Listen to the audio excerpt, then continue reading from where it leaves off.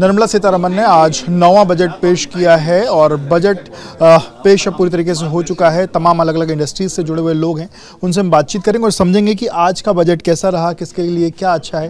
मुकेश जी, आज के बजट को कैसे देखते हैं और क्या मानेंगे, किसके लिए ज़्यादा सुविधाएं मिली हैं, किसके लिए बहुत बेहतरीन? देखिए विवेक जी, इन डिटेल तो अभी हम लोग स्टडी करेंगे, लेकिन प्राइमा फेसी जो दिख रहा है बजट अच्छा है।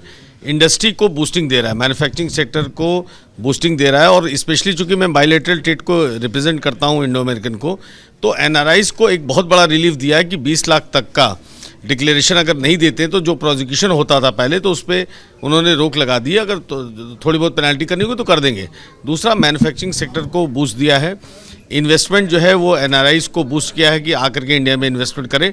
तो ओवरऑल बजट अच्छा है, इंडस्ट्री को बूस्ट करता है। Investment boost. यस। आप कैसे देखते हैं सर इस पूरे बजट को और क्या कहेंगे, आप जिस इंडस्ट्री से जुड़े हैं उसके लिए कितना बेहतर और बाकी इंडस्ट्रीज के लिए कितना बेहतर? देखिए, मुझे लगता है कि जो देश में हम लोग बात कर रहे हैं, विकसित भारत की जो परिकल्पना है, मुझे लग रहा है उसी से अलाइंड है ये बजट।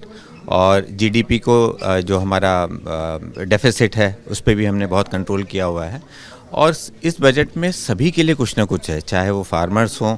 अगर आपने देखा होगा कि जो गरीबी रेखा के ऊपर काफ़ी ज़्यादा लोग ऊपर निकल आए हैं, अब गरीब नहीं हैं।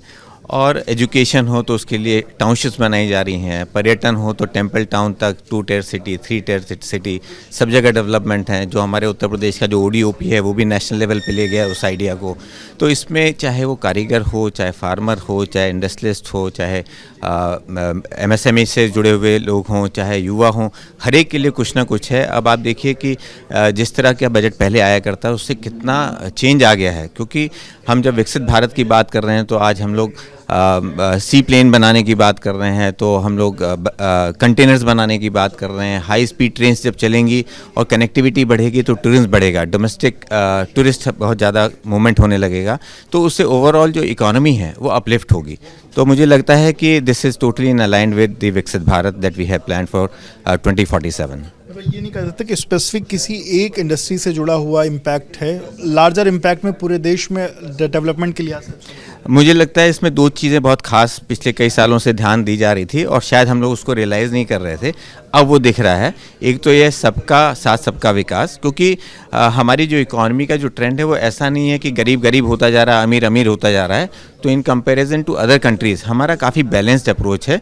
एक तो ये है, और दूसरी हम जो वर्ल्ड में डेवलप्ड इकॉनमी की तरफ जो जा रहे हैं वो लग रहा है कि अब हम लोग की जो जिस ट्रैक पे थे, जिस पे हम कोशिश कर रहे थे, वो बहुत स्पीड से चल चुकी है। कैसे देख रहे हैं जो जिस स्पीड से देश के ग्रोथ की बात थी, इस बजट से कितना उस? निश्चित रूप से ये जैसा कि हमारा मोदी जी का नारा है कि सबका साथ सबका विकास, तो सबका साथ लेकर के हम चल रहे हैं और सबके विकास की बात कर रहे हैं। तो देखिए, ग्रामीण अंचल से लेकर टायर 2 टायर 3 सेक्टर्स के लोगों के लिए बहुत अच्छा बजट का प्रस्ताव आया है और हमें उम्मीद है कि सोचता है जिसमें अगर वो अपने सैलरी स्ट्रक्चर की बात सोचता है या उसमें कुछ रिबेट की बात सोचता है, उससे जुड़ा कुछ चीज़ें नहीं दिखी, क्या उसको लगता है उसका वो उसमें भी कुछ ना कुछ जरूर है। लेकिन अभी हम लोग विस्तार में इसकी अगर चर्चा करेंगे तो फिर देखेंगे कि निश्चित रूप से इसमें सब हमारे लिए है। ग्रोथ के साथ साथ में हम संचय की भी संभावनाएं हैं। अपना शुभ नाम? अर्पित गुप्ता। किस इंडस्ट्री से? मैं चार्टर्ड अकाउंटेंट हूँ। कैसे देखते हैं उस पूरे बजट को? बजट में जो अभी एफएम की अनाउंसमेंट जितनी हुई है, चूँकि अभी टैक्स नहीं मिला हुआ है, तो अभी तक उन्होंने टैक्स स्लैब को लेकर कोई बहुत बड़ी छूट का कोई ऐलान नहीं किया है। सिमिलरली डिडक्शंस लिमिट वगैरह को भी उन्होंने बढ़ाने के लिए कुछ नहीं बोला है। लेकिन अभी जब कुछ टैक्स मिलेगा तो हम लोग कुछ डिटेल में बता पाएंगे। लेकिन हाँ, ओवरऑल अगर देखा जाए तो इंडस्ट्रीज़ को बूस्ट करने के लिए और मैन्युफैक्चरिंग सेक्टर को बढ़ावा देने के लिए उन्होंने बहुत सारे प्रोविजंस डाले हैं। स्पेशली अगर आप सेमीकंडक्टर वगैरह देखें तो उन्होंने 2.0 स्कीम को लॉन्च किया है। सिमिलरली जो डॉक्टर्स हैं और प्रोफेशनल, मैं अगर अपनी बात करूं एज अ चार्टर्ड अकाउंटेंट, उन्होंने एक इंडिया में ग्लोबल जो बिग 4 कहा जाता है उसको एक सेटअप करने के लिए कई सारी चीज़ें शुरू करी हैं। और जो टायर 2 टायर 3 सिटीज़ हैं उसके अंदर भी प्रोफेशनल्स नहीं मिल पाते थे कॉरपोरेट्स को, तो उन्हें जो है काफ़ी दिक्कतों का सामना करना पड़ता था। और उन प्रोफेशनल्स को डेवलप करने के लिए भी उन्होंने कई सारी स्कीम्स को बढ़ाया है। जैसे आने वाले दिनों में टायर 2 टायर 3 सिटीज़ की इंफ्रास्ट्रक्चर भी बढ़ेंगे, साथ साथ में इंफ्रास्ट्रक्चर एक्सपेंडिचर के अलावा उन्होंने प्रोफेशनल डेवलपमेंट के ऊपर भी काफ़ी ध्यान दिया। शहरों में भी लोगों को एक तरीके से जॉब जो है वो मिलेगी और जॉब क्रिएशन के ऊपर फोकस है। जी, आपका शुभ नाम? मेरा नाम रमेश मल्होत्रा है, मैं चेंबर ऑफ कॉमर्स से हूँ। आप सर कैसे देखते हैं कॉमर्स इंडस्ट्री और इसका क्या इम्पैक्ट होगा आज के बजट का?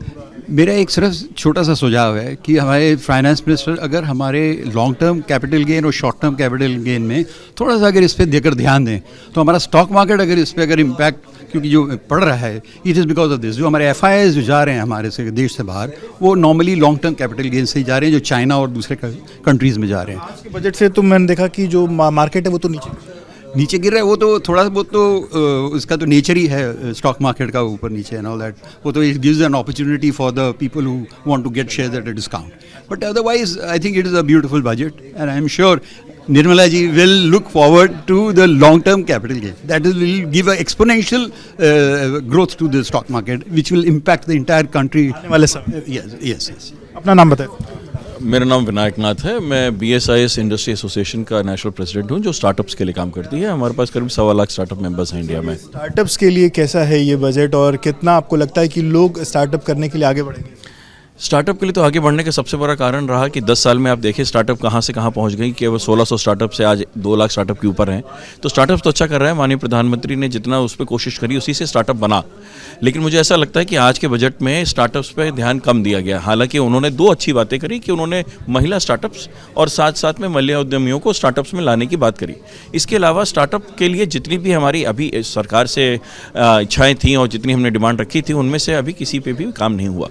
तो इस पे काम करने की और ज़रूरत होगी, क्योंकि स्टार्टअप्स को सबसे बड़ी ज़रूरत है कि 10 साल से बढ़ा के 15 साल तक का मान्यता मिले और साथ साथ में जो स्टॉक ट्रेडिंग का ESOP ऑप्शंस का टैक्स नुकसान हो रहा है अभी उस पर भी कुछ राहत मिले।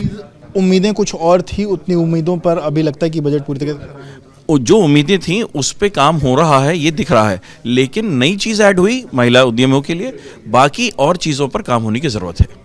अपना शुभ नाम बताएं। मेरा नाम प्रदीप सिंह है, मैं एसोचैम के साथ एसोसिएट हूँ। कैसे देखते हैं पूरा ये इस बजट को और कितना इम्पैक्ट होगा 26-27? सबसे पहली चीज़ तो मेरे को जो पसंद आया, जैसे निर्मला सीतारमण जी ने कहा कि फिजिकल डेफिसिट को उन्होंने टारगेट किया था और उसको वो अचीव भी कर लिया कि 4.4 तक लिमिट रखा है, पहली चीज़। दूसरी चीज़, नॉर्थ ईस्ट की तरफ देखा जा रहा है, मतलब ये पता चल रहा है कि सरकार जो है नॉर्थ ईस्ट की तरफ काम करना चाहती है। महिला उद्यमियों के लिए जैसे सर ने भी बात किया और बाकी जैसे सब लोगों ने भी बोला, और एक नई चीज़ कि दिव्यांगजन के लिए स्किलिंग के लिए सरकार आगे आई है। ये एक बहुत ही अच्छी पहल है जिसको मैं प्रशंसा करता हूँ। बाकी ओवरऑल ठीक है। ये बताइए, जिस तरीके से यूथ के लिहाज से देखा जाए, यूथ के लिहाज से कैसा ये पूरा बजट और उसमें क्या? देखिए, यूथ के लिए सबसे बड़ा मैसेज यही है कि एम्प्लॉयमेंट को फोकस करता है बजट जो है, और यूथ है जिस ओर जवानी चलती है उस ओर जमाना चलता है। तो यूथ को फोकस बजट आया है और यूथ को सभी हर गवर्नमेंट चाहती है स्ट्रेंथन करे, क्योंकि सारी ड्राइव जो है इकोनॉमिक ड्राइव आज की डेट पे, जैसे विनायक कभी कह रहे थे स्टार्टअप पे, सारा जो नया यूथ है जो है वो स्टार्टअप शुरू कर रहा है। तो गवर्नमेंट अगर स्टार्टअप को प्रमोट कर रही है, यूथ को प्रमोट कर रही है, तो ऑब्वियसली इकोनॉमिकल ड्राइव है। तो मुझे लगता है कि यूथ को प्रमोट करना चाहिए गवर्नमेंट को, गवर्नमेंट ने किया है उसमें। और ओवरऑल जो है बजट वो 2030 का टारगेट अगर आप देखेंगे तो देश की जीडीपी भी बढ़ेगी, जो 7.3 ट्रिलियन का टारगेट है 2030 तक। सेमीकंडक्टर, मैन्युफैक्चरिंग वगैरह वगैरह जितने भी हैं उनको बूस्ट करता है बजट जो है। तो उनको अगर पुश मिलेगा तो एम्प्लॉयमेंट भी जनरेट होगा, यूथ भी आगे बढ़ेगा और इंडस्ट्रीज भी खुश होगा और NRI भी इन्वेस्टमेंट आकर के भारत में करेगा। तो बजट अभी तो स्टडी करेंगे, लेकिन ओवरऑल बजट जो है वो इंडस्ट्री को बूस्ट करता है। $5 ट्रिलियन इकोनॉमी की बात PM कहते हैं, आपको कैसा लगता है कि ये बजट से कितना उस पर चीज़ें बढ़ेंगी, स्पीडअप होगा? नहीं, इस पे तो स्पीडअप तो निश्चित रूप से होगा। आपने देखा कि हमारे जो आयुर्वेद के प्रोडक्ट हैं उसको इन्होंने काफ़ी कुछ प्रमोट करने की बात कही है, जो आयुष है उसको प्रमोट करने की बात कही है, जो हमारे यहाँ की जो क्षमता है उसको बढ़ाने की जो बात कही है, ड्यूटी में काफ़ी कुछ सुधार लाया है, तो जिसकी वजह से हमारा ग्रोथ बढ़ेगा निश्चित रूप से। बिल्कुल। तो देखिए, ये अलग अलग इंडस्ट्रीज से जुड़े हुए लोग हैं और इनका साफ कहना है कि यूथ के लिहाज से काफ़ी ज़्यादा बेहतर है, महिलाओं के लिहाज से काफ़ी ज़्यादा बेहतर है। हालांकि जिस तरीके से टैक्स में रिबेट और बाकी चीज़ों की बात जो है वो जिसको लेकर के उम्मीदें थी उस पर अभी स्टडी की जाएगी, रिसर्च की जाएगी, पर कुल मिलाकर के एक अच्छा बजट है और जो विकसित भारत का संकल्प है उस तरफ में आगे बढ़ता हुआ ये बजट फिलहाल लोगों को दिखाई दे रहा है। कैमरा प्रेम सिंह के साथ विवेक, ABP न्यूज़, लखनऊ।